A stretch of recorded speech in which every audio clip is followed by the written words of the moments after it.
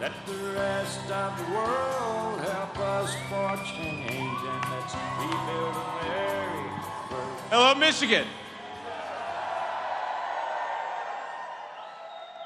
Well, it is great to be in the great state of Michigan once again. It is great to be at an incredible manufacturing firm, Visioneering, and it is great to be in the state that I think is going to be pivotal to giving us 270 electoral votes and making Donald Trump the next president of the United States.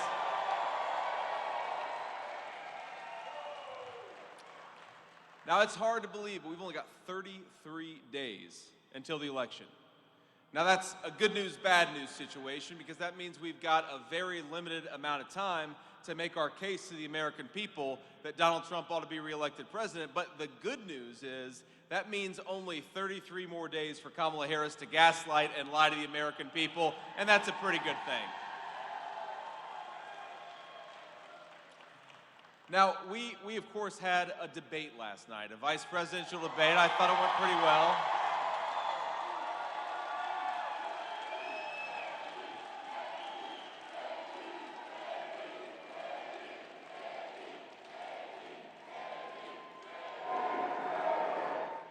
Now, it's funny because, you know, we did this debate, and then I talked to the president afterwards, and we talked a little bit about, you know, what actually happened, and, you know, some of the points that I made, some of the points that Governor Walz made, and, you know, he made this observation. He said that Tim Walz said that he was friends with school shooters twice.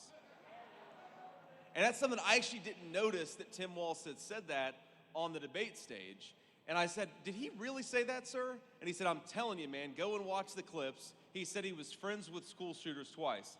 And I said that was probably only the third or fourth dumbest comment Tim Walz made that night then. Because look, I got to be honest, I feel a little bad for Governor Walz. And the reason I feel bad for him is because he has to defend the indefensible, and that is the record of Kamala Harris. And think about this. For the past 8 weeks, Kamala Harris, who never won a Democrat primary vote, has gone around the country saying that she is on day one going to tackle the affordability crisis that's making it hard for you to afford groceries, housing, and everything else. She says on day one, we're going to make energy prices lower for American consumers. And on day one, she says, we're going to tackle the instability and conflict all over the world. Well, Kamala Harris, day one was 1,400 days ago. So what the hell have you been doing that whole time? Why don't you get to work? Instead of just talking about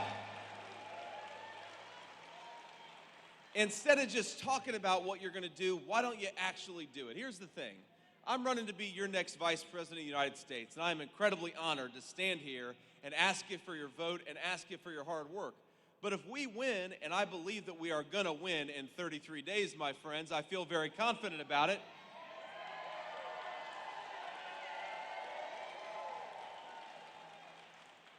But when we win, the American people will have given me an awesome responsibility to represent them on the world stage, to advocate for Donald Trump's policies, to work with Congress to get things done for the American people.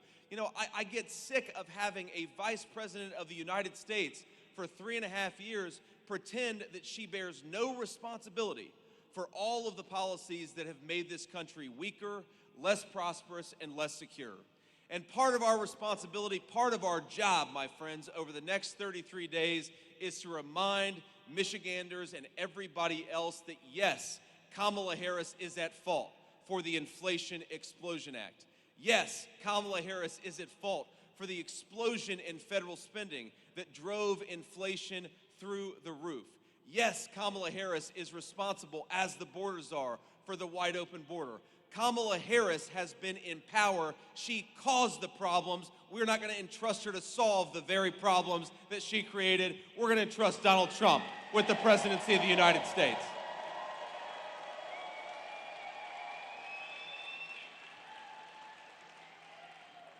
Now let's talk a little bit about manufacturing, because I know we've got a lot of employees and a lot of family members who work with Visioneering, a great American aerospace company.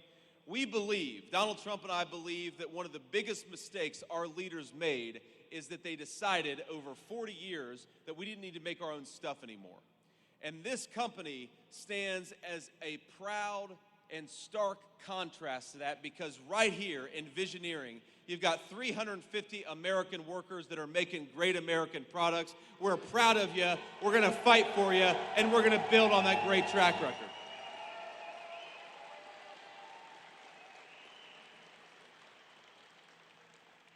You know, my papaw was a union steel worker for almost 40 years. And the steel mill that employed my papaw had almost 10,000 jobs at one point. Now it's got about 2,000 jobs. And the steel mill, we're one of the lucky ones, because a lot of those great American steel producers, they didn't just shed 8,000 jobs, they went out of business altogether. And why did they do it? They did it because other countries used literal slave labor to undercut the wages of American workers and destroy our industries. And Donald Trump, if we stand for anything, we stand for an end to that practice. We're going to build more in America. We're going to manufacture more in America. We're going to make more in America, and we're going to do it with American workers and build American prosperity in the process. That is our promise. That is Donald Trump's solemn promise. Now, here's the thing, of course, Visioneering is a great aerospace company. But we got a lot of other proud industries in the state of Michigan, and a lot of proud industries that are not thriving thanks to Kamala Harris's policies. Now, where did we go in this country where you've got Kamala Harris, who wants to tax working people so that rich people, she wants to subsidize rich people to buy electric vehicles made in China? Is that a good idea? Absolutely. It's not a good idea. Now, here's the thing. My papaw, like I said, was a union steel worker, and he was a little gruff from time to time. I love my papaw. But you know what? He had a word for the kind of policies that Kamala Harris is pursuing, where we're going to tax American workers and then send their jobs overseas. One word, and that was bullshit. Doesn't make an ounce of sense. And it's not just American workers and Michigan workers in particular. I mean, look, we've got the proudest auto industry in the entire world built right here in the state of Michigan. As a Buckeye, it's hard for me to admit that, my friends. It is hard for me to admit how good Michigan workers are at making automobiles. But why are we trying to tell Americans that they've got to drive electric vehicles made in China? Why don't we send this message: this is America, drive whatever the hell you want to, because we believe in freedom and we believe in choice in the United States of America.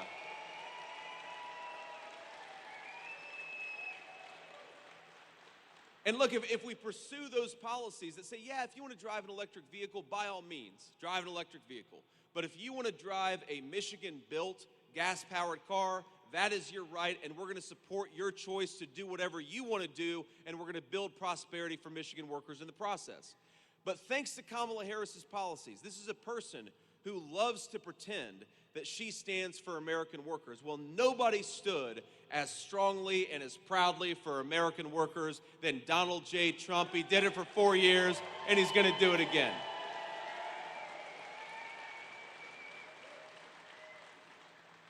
So just in the last few years under Kamala Harris's leadership, I'm going to read this to make sure I get my facts right.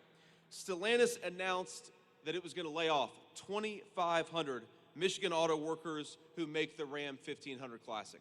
What a disgrace that is. A great American automobile, and those jobs are going to get destroyed and either replaced with factory jobs in Mexico or completely eliminated altogether, because Kamala Harris doesn't want to empower Americans to buy Michigan-made automobiles. Last year, GM let go 1,300 Michigan workers at 2 separate facilities. And Ford is currently rolling back a lot of its EV production because a lot of Americans don't want to buy EVs. They want to buy the cars that they want to buy. Now, why are we doing this to our own workers? Why are we doing this to our own industry? Why are we doing this to our own country?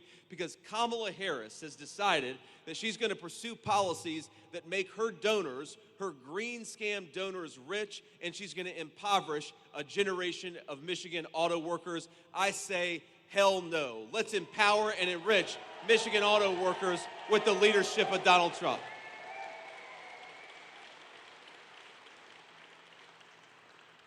Now look, this is not just about 2,500 jobs, my friends, that's not just a number. Think about that. That is 2,500 American families that have a family supporting wage, and that disappears thanks to Kamala Harris's policies.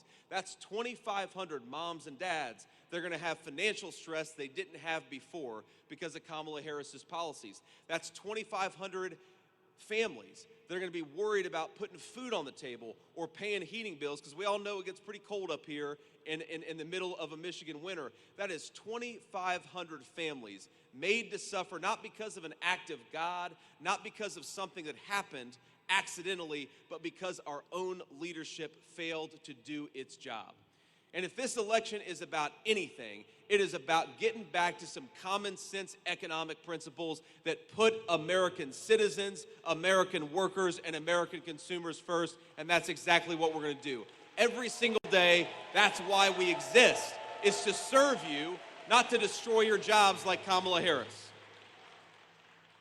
Now, of course, remember, the promise that was made, and Tim Walz made this argument last night, and one of these things that really, really annoyed the hell out of me is he said, well, look, here's this economist who says that Donald Trump's plans are going to lead to higher inflation.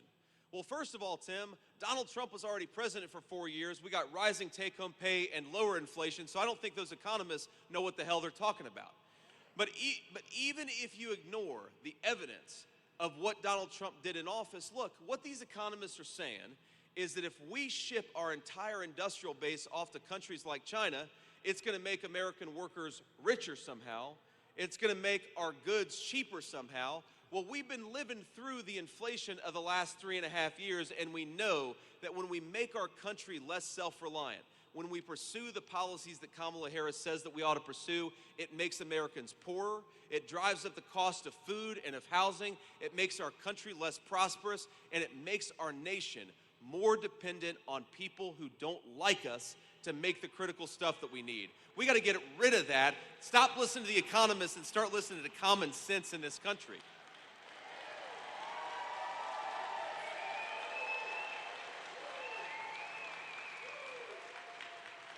But think about this. They said, here's the deal.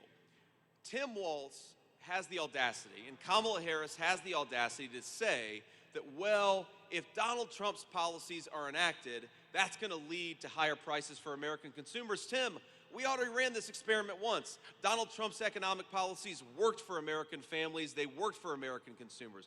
But here's the thing. Think about this. If a Chinese company wants to hire a literal slave laborer making $4 a day, and they want to import the goods made by that slave laborer, then it's going to make Americans poor. Because, of course, we shouldn't expect American middle-class workers to work for a slave wage in China. We ought to expect our middle-class workers to be able to support a family on those wages, and that's what we're going to fight for every single day. So here's what you got to do. To prevent those companies and those countries from undercutting the wages of American workers, you got to be willing to impose tariffs. Fight back against the theft of the American middle class. Penalize those companies that are shipping jobs overseas and give a tax cut to American workers. That's how you build prosperity for this country, and that's what we're going to fight for.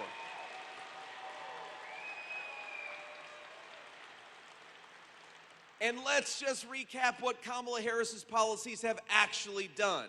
The average Michigan family is spending over $1,000 per month to pay for what they could have bought 3.5 years ago. That's $12,000 a year, a hidden tax of $12,000 a year just to be able to buy what you could have bought 3.5 years ago. That's not pro-working people. Kamala Harris has presided over policies that have seen the cost of housing go up by over 50%. That is not pro-working families. She's seen policies that have seen the cost of eggs go up by more than double. Gallon of milk is now about $4 in the state of Michigan. Groceries are up 25%.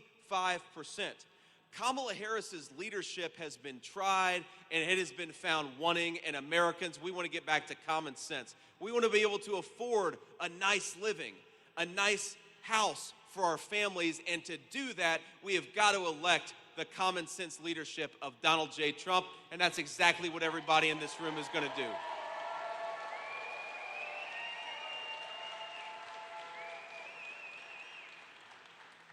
Now I want to talk about just something else that, you know credit card delinquencies are about 9% right now.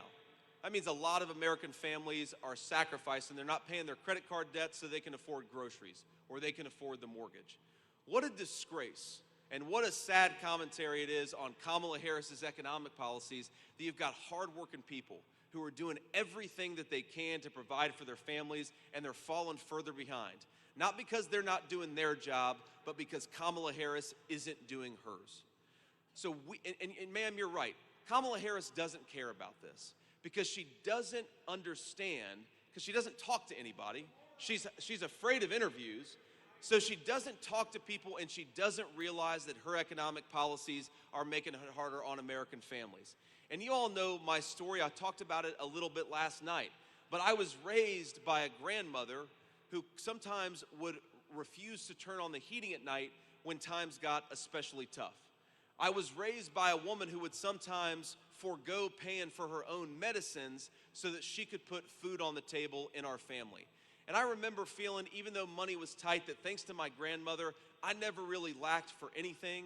But American grandparents and American parents shouldn't have to make those sacrifices to begin with. If you work hard and play by the rules, you ought to be able to afford a good life for your family, and that's what Donald Trump and I are going to fight for every single day for the next 4 years.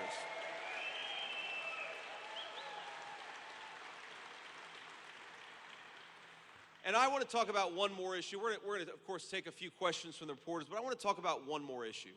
Because the American media, and especially Kamala Harris and Tim Walz, they don't want to talk about how this illegal immigration crisis is a theft of the American dream from American citizens.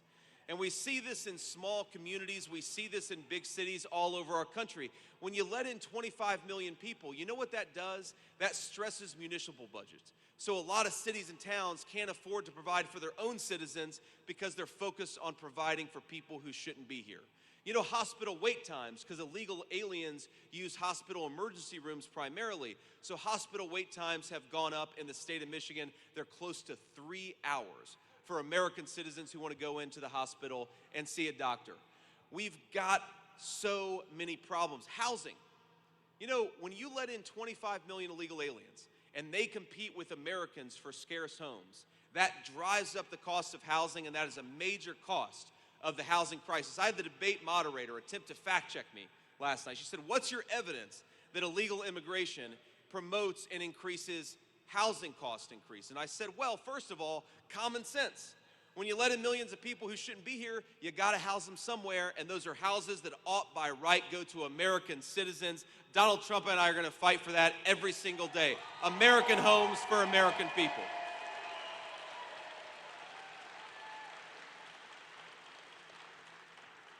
But there's also, to talk about Tim Walz's economist that he loves to cite, our own Federal Reserve has commissioned a study that shows that when you let in a lot of illegal aliens, it jacks up the price of housing.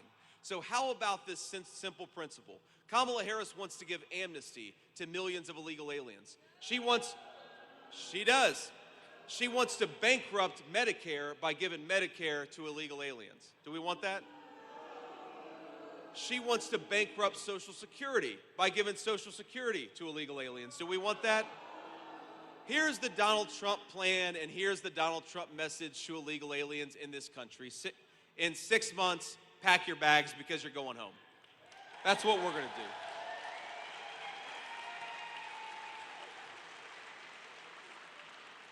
And you know, you heard this a little bit last night. You hear a lot of talk about compassion when the issue of illegal immigration comes up. Well, let's talk about compassion.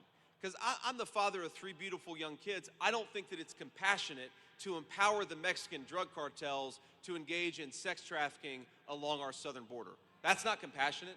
I don't believe that it's compassionate to flood American cities and towns with fentanyl that is killing our citizens by the tens of thousands. I don't believe that it is compassionate to allow our southern border to become a drug trafficking and business zone for some of the most evil and terrible people in the world. You know what's compassionate? Closing that border down and putting the interests of American citizens first, and that is what we're going to do.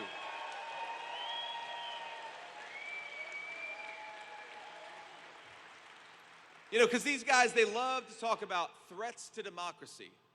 Well, as Donald Trump will often remind you, he took a bullet for democracy, so I don't think that any person can accuse the guy of doing anything other than fighting every single day to make this country more prosperous and to make the world more peaceful. But when the media talks about threats to democracy, you know what a threat to democracy is? When you have Kamala Harris running for president despite not earning a single vote from Democratic primary voters. That's a threat to democracy. You know what else is a threat to democracy? When big tech firms and major American companies and big government censors American citizens and deprives them of their voice in the town square. That's a way bigger threat to democracy than anything else going on, and we're gonna stop it right away. Because look, I genuinely think this is one very big difference between Kamala Harris and Donald Trump. Look, I disagree, of course, with Kamala Harris. I disagree with Governor Walz. I disagree with a lot of the folks who support him, but I would die fighting to defend their right to speak their mind, even if I disagree with it. And I think every single person in this room believes that because we believe in free speech.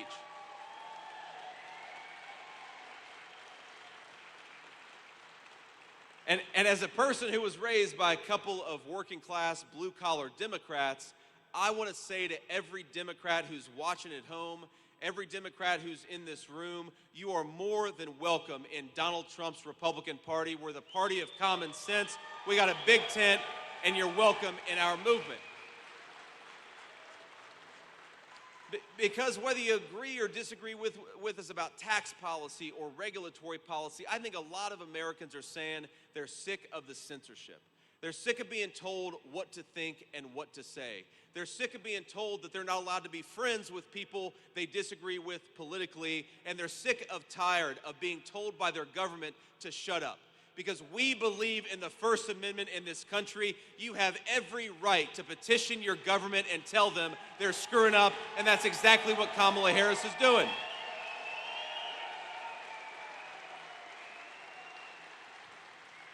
And that's why Bobby Kennedy endorsed Donald Trump. That's why Tulsi Gabbard endorsed Donald Trump, because we believe in persuading our fellow Americans and not silencing them. And that is a big difference between Donald Trump and Kamala Harris. You hear these people talk, and Governor Walz mentioned this yesterday.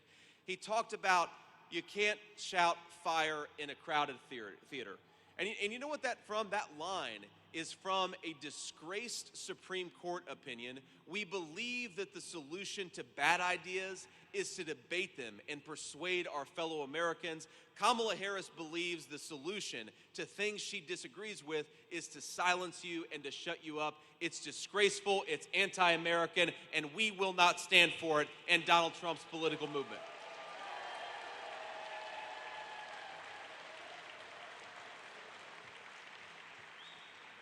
So I want to close before I take some questions from the media, and I just want to remind you that we got to look through Kamala Harris's lies. She talks about all these great plans that she has. And look, some of them she straight up copied from Donald Trump. So some of them I'm like, you know, Kamala Harris, that doesn't sound that bad. You went on DonaldJTrump.com and copied and pasted it. She's going to put on a red MAGA hat, next thing you know. But look, if you've got all these great ideas, Kamala Harris, I've got a message. Why don't you try them right now? Because you're the sitting vice president and you haven't done a damn thing for American workers or the American people.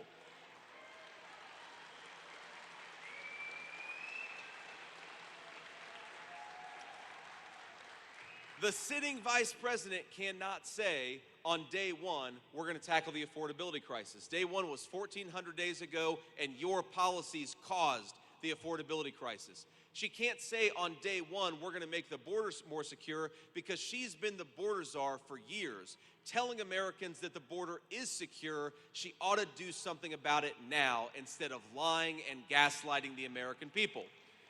She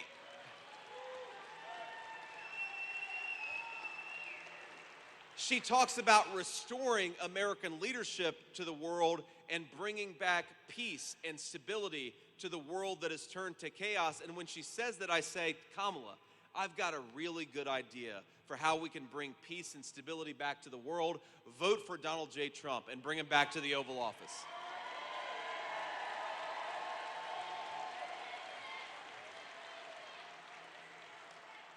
So to all of you who are here, and all of you that are watching or will see some of the clips of this later on, I just want to tell you that we have the greatest country in the history of the world. We've got flying in here, and trust me, as a Buckeye, it is hard to admit it, you have got one of the most beautiful states in the entire United States of America, especially this time of year. I love being in Michigan. We've got the best natural resources, the best people, the best workers, the best history anywhere in the world. And I know a lot of people feel like the American dream is out of reach. I know a lot of people feel like it's gotten way too expensive to afford food and energy. It's gotten way too expensive to pay the rent. And I just want to tell you, please do not give up on this country. Because as broken as the leadership of this nation is, it's going to change in 33 days, but only if we get out there and work for it.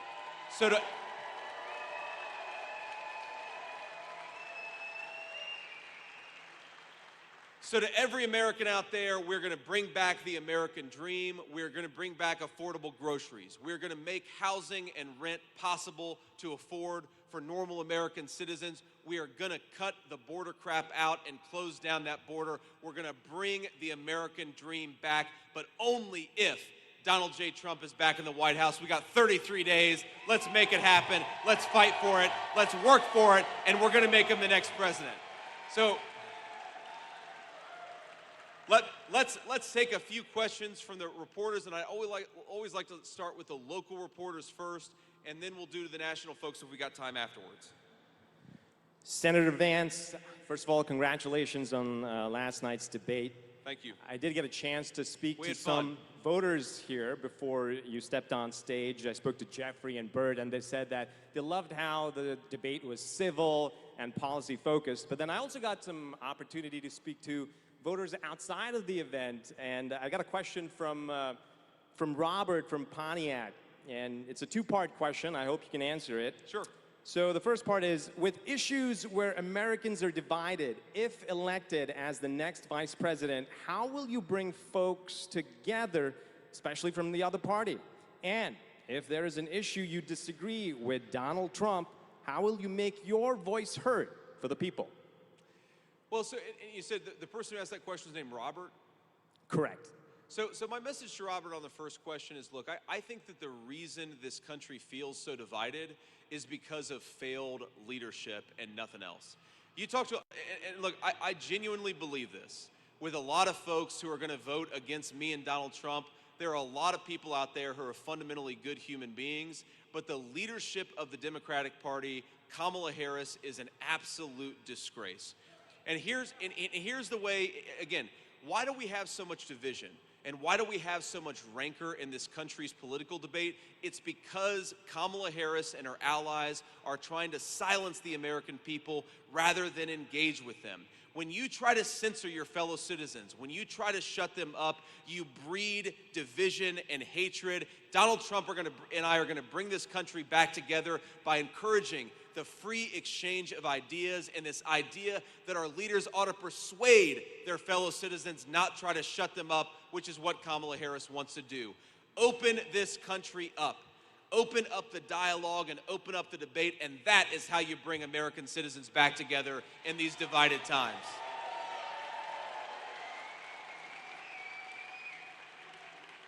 But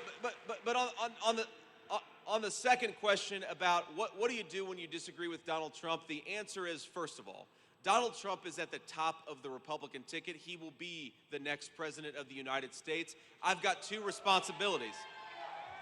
The first is to support the president in enacting an agenda that I believe is going to lead to rising take-home pay and lower inflation for American citizens. That's number one. But of course, if I disagree with the president, it is my responsibility to talk to him about it and to offer honest counsel in private.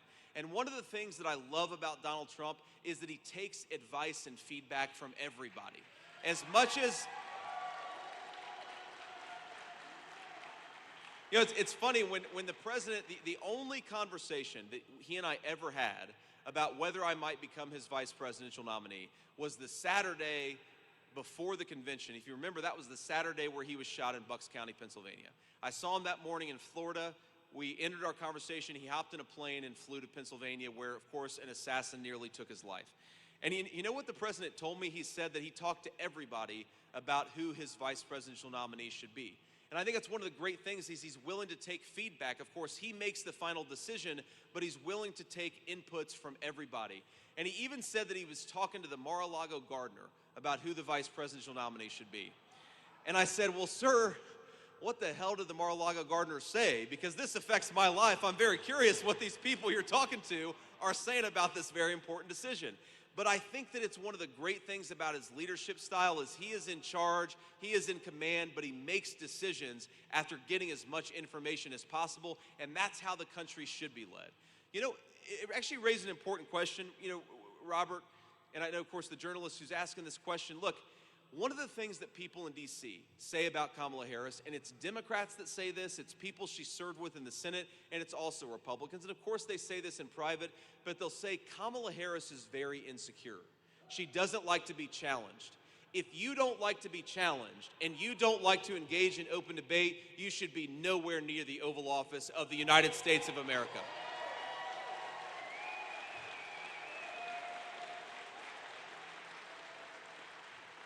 Next question. Thank you. I'm Charlie Langton from Fox News, WLBJ here. Hey, Charlie. I talked to a lot of people here. They also said you were very cordial last night in the debate, and the message got through. But compare your style to Donald Trump's style, where he was a little aggressive. Do you think that Donald Trump's message sometimes is lost because of his aggressive style?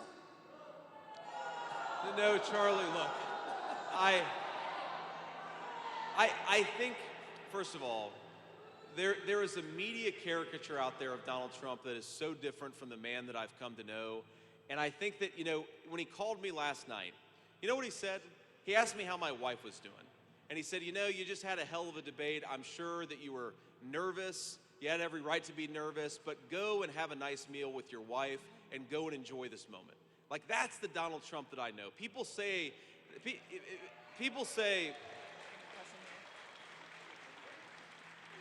now look, the other thing I love about Donald Trump, and I think it's true of all of us, we can be so devoted to and so grateful to this country and its incredible opportunities, but then also be kind of pissed off that the leadership is failing this great nation. There's no there's no tension in saying on the one hand, we've got the greatest country in the world, and on the other hand, Kamala Harris is doing everything she can to screw it up. And I love that Donald Trump can do both of those things at the same time. He can go out there and talk to the American people and be warm and engaged. He can talk to a normal American citizen about their struggles in paying for groceries and housing under Kamala Harris's policies. And then he can go on a debate stage and tell Kamala Harris that she ought to stop screwing up and she ought to stop talking about solving the country's problems. She ought to go and actually do it. That's the kind of president we need. That's the kind of leader that we need. And I think his message gets through. Thank you. Next question. Hey, Senator. Craig Mauger from the Detroit News newspaper here. You were talking about your opposition to EV mandates. My question is, do you think the government should have any role in incentivizing, providing financial assistance to battery plants, to electric vehicle plants? Michigan is poised to benefit from some of these investments. Will you allow those to go forward? Will you try to interfere with those? Thank you. Well, look, I think there's certainly a role, and I believe this, I know Donald Trump believes this, in encouraging innovation, but there's a difference between promoting innovation and sending hundreds of billions of dollars to favored industries that make their products in China. These are two very, very different things. And here's the problem with a lot of these EV mandates is that this money was supposed to go to American workers, but Kamala Harris's IRS found every way possible to allow that EV subsidy to go to manufacturers in China and not in the United States of America. And here's the other problem with it. It's it's not just auto jobs that we're worried about here. Think about all the people who make carburetors. Think about all the people who make transmissions. There's an entire supply chain in the auto industry that China dominates when it comes to EVs and America dominates when it comes to gas-powered cars. So before we go and subsidize the EV industry, let's open up the American supply chain for that industry so that American workers and American consumers benefit. All of the minerals, all of the rare earth materials, a lot of the battery technology, a lot of the supply chain for these electric vehicles is made in China.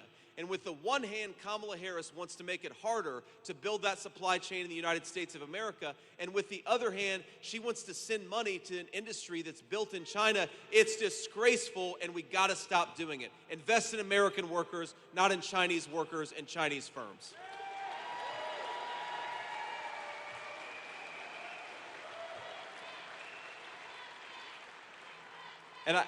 And I know we unfortunately have to go to our next stop in the great state of Michigan, so I'll take one more question, and then I'll offer a final observation, then we'll hit the road. Hi, Senator. Will Jones from Local 4. Hey, Will. I spoke with some elected officials or election officials last week about their concern about people who are trying to undermine our elections. Why didn't you answer the question last night during the debate about who won the 2020 presidential election? Well, look, here's the simple reason. The media is obsessed with talking about the election of 4 years ago. I'm focused on the election of 33 days from now because I want to throw Kamala Harris out of office and get back to common sense economic policies.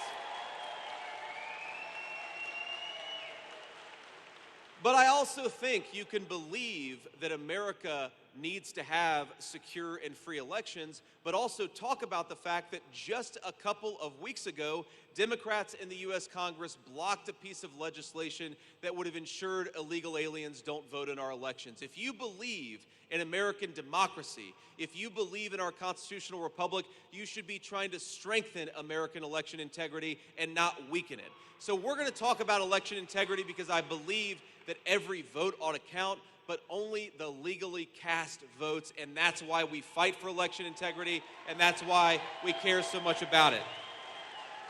Now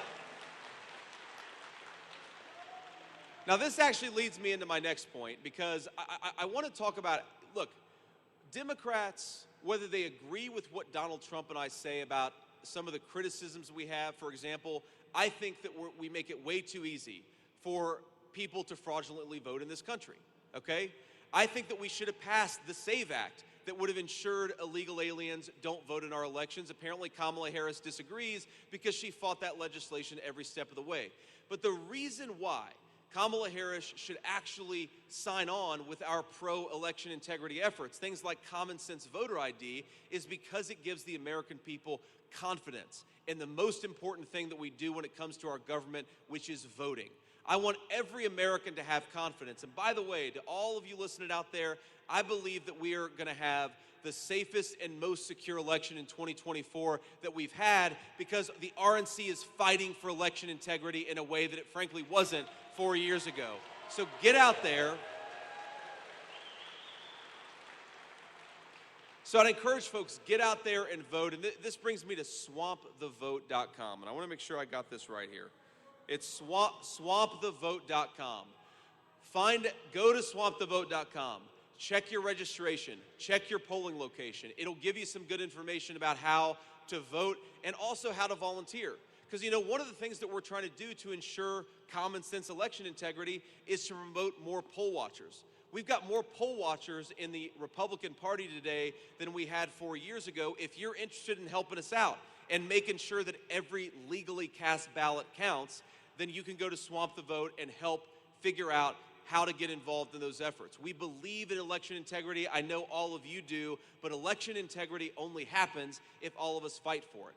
But I got to be honest with you, I think that we're in a better shape in 2024 than we have been in a long time.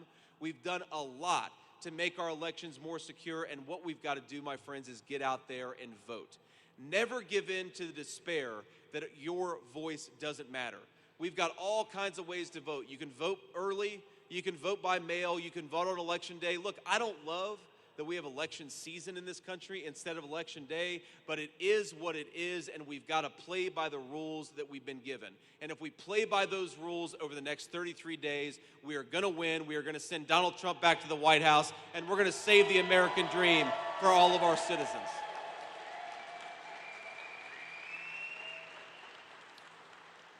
But let me say one final thing here, and I want to point out a couple of people that I didn't mention at the top, but first of all, you guys have got a great Republican chair in the state of Michigan, Pete Hoekstra. Pete, please wave and say hello.